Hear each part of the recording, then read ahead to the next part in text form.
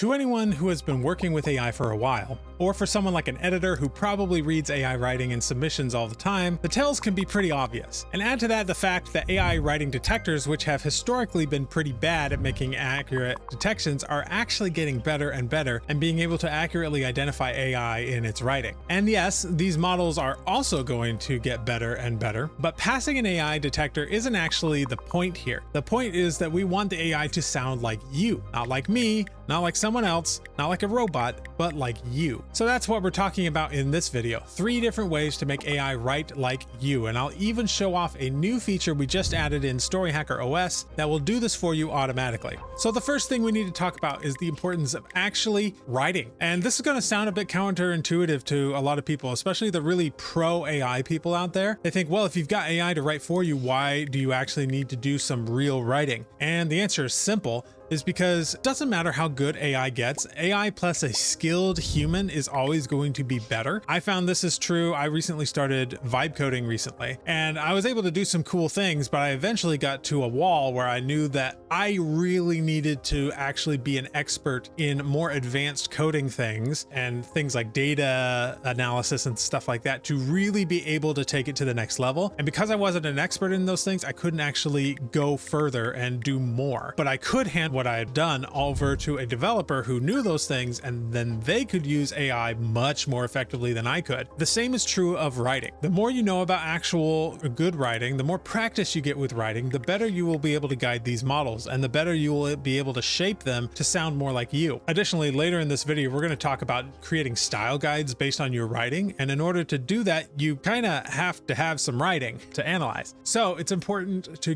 do some writing on the side. Now, it's okay because there are actually you don't necessarily have to write whole novels by yourself to do this. Journaling is actually an excellent form of writing that can get you some practice actually putting words down on a page. In fact, I would argue that journaling is a more effective form of writing than if you were to type out a manuscript yourself. The reason being, there is tons of studies out there that talk about the benefits for your brain and like what parts of your brain are lighting up when you are writing things out by hand. So I strongly recommend having some kind of written, like manual written process. That could be just to train you as to be a better writer. You don't need to be doing that kind of writing in order to make money from writing or anything like that, because AI can help with those things. But in order to improve our skills, some handwritten manuscripts or handwritten notes, journaling, whatever it is, can absolutely be a really valuable way to improve your own writing. Also in my membership, we have this thing called the Writers of the Future Challenge. Writers of the Future is a short story competition that happens quarterly. And we've had a couple of people win honorable mentions, which if you know the volume of people that these competitions get, you'll know that that's pretty impressive. But what we do is we practice once a quarter writing a short story without the aid of AI. That way we're not just focusing on getting better with the AI side of things, but also with ourselves. All right, the second thing that we need to talk about is choosing the right model. This one's actually, I think, a little overlooked these days. It used to be more of a big deal, but these days I feel like there are a lot of models out there,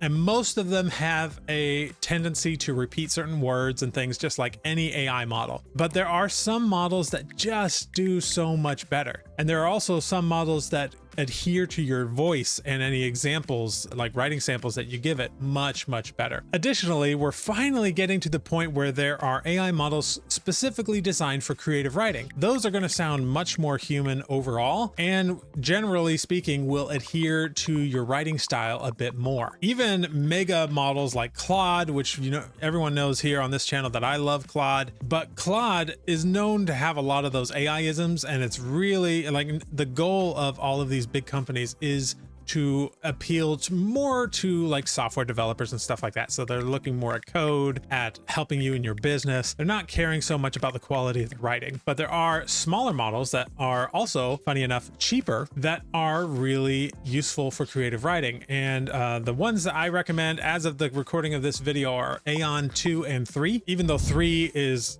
obviously a higher number, it doesn't necessarily mean it's more advanced than 2, but they are trained on 2 different models. They are fine tunes of DeepSeek for Aeon 2 and one of the GLM models for Aeon 3. And that has just allowed them to fine tune this to more of a creative writing output. It's really good for dialogue and stuff like that, and also designed for things like being a dungeon master, you know, having some kind of ongoing RPG elements and stuff like that. So those are my favorites at the moment, but definitely make sure you are playing around with a lot of models to make sure you have one that matches the style that you're going for. All right, the third component that we must cover, and this one is very important, and that is the importance of creating a style guide. Now, the way I make a style guide, I have it in two parts. First, I have samples of my writing because I think it's just a good idea to have actual samples that an AI can reference. But then in addition to that, there's a second part where I strongly recommend you have a analysis done of those samples to kind of pinpoint what's actually going on a sentence by sentence level. And you can use AI to create this second part where it is analyzing your samples. I'll give you an example here in Claude. I actually created this style guide generator project, and in the instructions we have everything that I want it to look for, and that includes things like narrative rhythm, close versus distant, POV, formality, overall tone. We got everything from like dialogue style, sentence openings, clause structure and complexity, punctuation habits, emphasis and cadence tricks, and so on. And it goes through, it'll take my work and actually run through and create a full style guide on that topic. And then when I combine that with the samples themselves, it gets much more closer to my actual voice. And just to see a little bit of what that looks like, we have here sample 1. So this is a sample of my writing, and I usually have it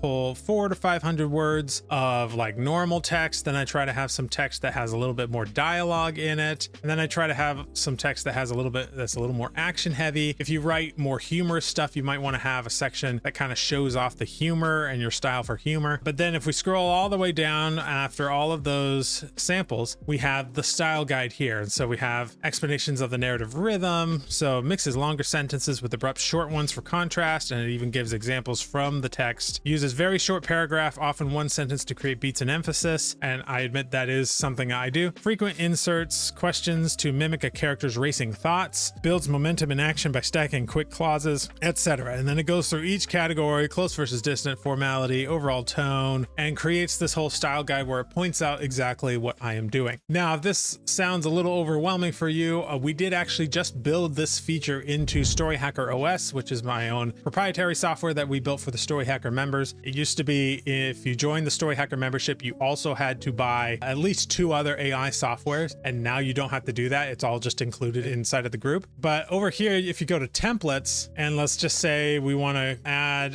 let's say we're doing cozy sci-fi, and I want to create a new guide that is my voice. I would just come here, select style, continue, and then say generate from writing samples. And then I could just paste my writing samples here and let it go. And it would go and create my entire writing style guide, complete with structured samples that have like your normal text, your action text, your dialogue text, your humor text, all of that right here inside of StoryHacker. You know, join the membership if you want to get access to this, or you can, plenty of different ways that you can create these things in just any old chatbot. It doesn't really matter how you create it. It's just that you have one. That's the most important. So I strongly recommend you look at style guides. But creating a style guide is really just the tip of the iceberg. You also have to consider character voices, world building, coming up with all the ideas, outlining, editing, and of course publishing. If that sounds like a lot, I put together this complete guide walking you through the process step by step so you never have to guess what should come next. So go check that out, and I'll see you in that video.